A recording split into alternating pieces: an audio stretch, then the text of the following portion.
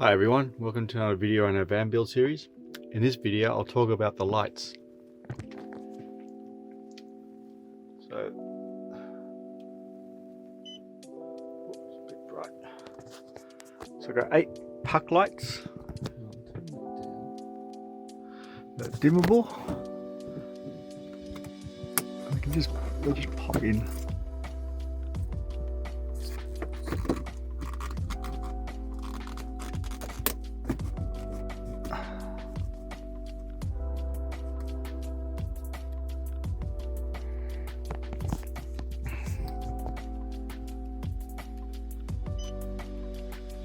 I got under the cabinets. I put in storage strip lights. I've just recessed a channel into the bottom of each, and they're also dimmable.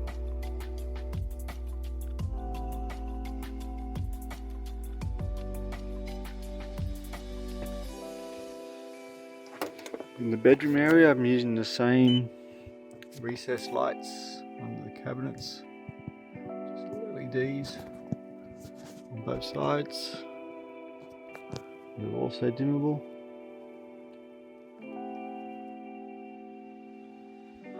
Which is good for when we're watching TV, or if I want to read a book I can just turn it back up again.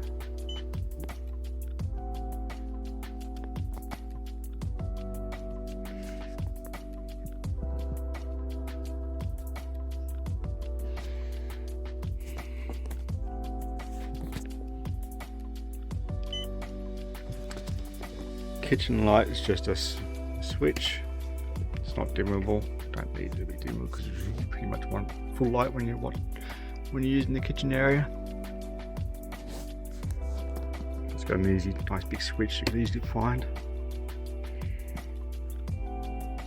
I've also got these outside lights, switches for the outside lights. So one for the step light, one for the awning. But the problem I got with these, they're in a bad position. We tend to bump them every time we walk in and out, so we found a couple of times that we've left the lights on outside. They don't use that much power, so it doesn't drain the battery, so it's not a problem with that. It's just the fact it might be near someone's in a tent and you disturb their night, leaving the light on all night.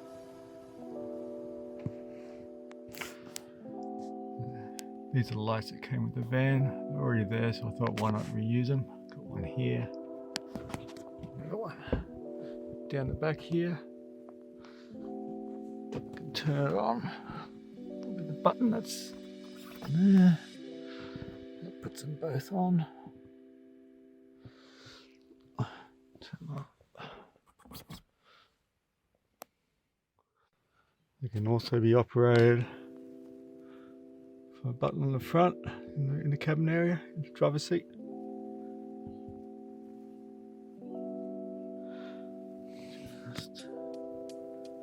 This one here.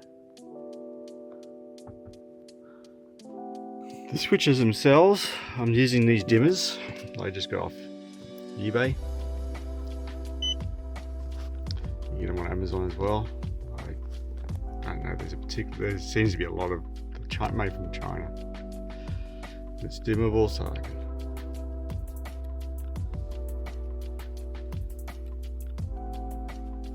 manual button just goes up the steps.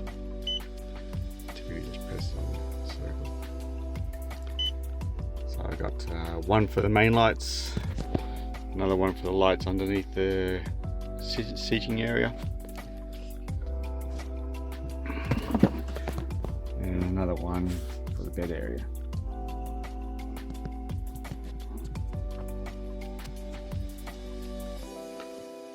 That's my power usage with all the lights on. I'll turn the outside off, I'll turn the step off. So you can see it's using a bit over half an amp. That's the awning off. Turn off the under the seat. And the one under the bed.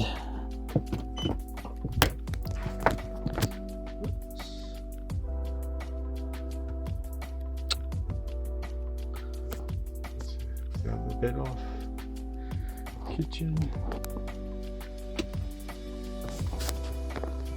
So now all I've got is the main lights on. So you can see it's drawing about a bit over an amp.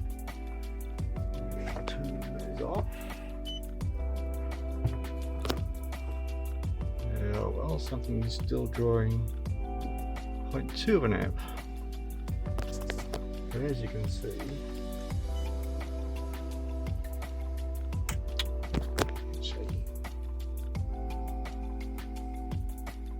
see, these lights draw very little power. I can easily keep those on all night, no problem at all. Even the main lights. The main lights are drawing just over an amp. Well, probably just an amp.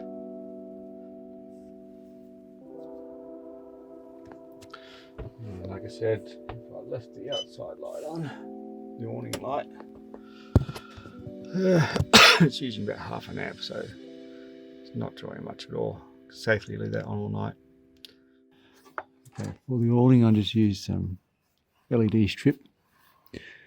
Comes with a self-adhesive back on it, but I stuck it down with some black Sikaflex just to make it more secure.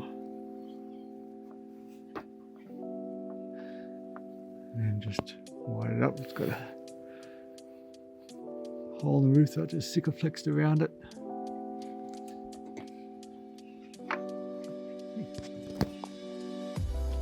Also have lights on the back doors.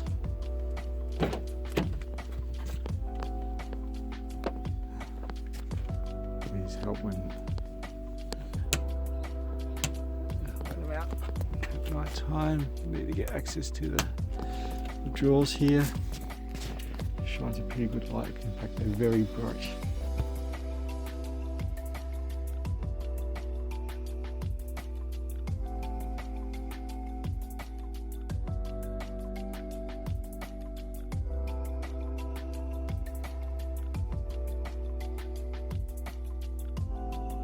This is what it looks like with the back lights on at night. As you can see, it throws out a significant amount of brightness. One of them is more than adequate to get into to see what's inside the drawers and get access to it at night time. But having both drawers with lights on means I can have either one on depending where I'm standing. Yeah, if I have, you can see just how much light that actually throws out. Said, got this light off eBay or Amazon, can't remember. Seems like 1,000 brands out there, all made in China. Nothing special about it really. It's got a glass face on it, so these clean fingerprints and stuff off.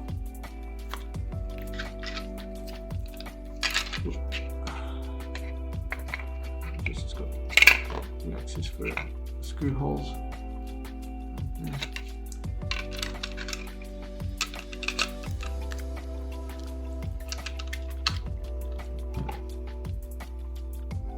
Has the ability to have 4 inputs, but I'm only using 2, so you've got the common and an output.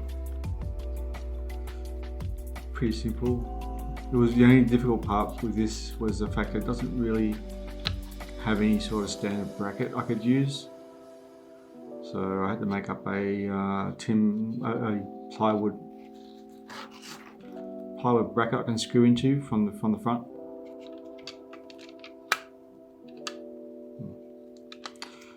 One of them started to play up, so I bought a spare for a couple of spares. Not very expensive, but because they're not like a standard fitting, I don't want to have a situation where I can't get these anymore because the hole I cut out for is specific for these switches. So yeah, that's it. For the LED strip lights, I routed a channel into some 70mm pine that became part of the frame for the underside of the cabinets. So when it came to gluing on the skin, I could use a trim bit to route out the cavity the C-channel could fit into. However, don't do what I did and not allow for the bearing grub screw on the bit. I didn't have enough clearance and it made it very difficult. As you can see, the bearing got cooked.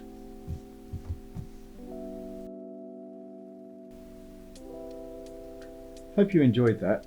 If you liked it, make sure you give it a thumbs up. Any questions, leave in the comment section and I'll get back to you. Also, please subscribe if you haven't already.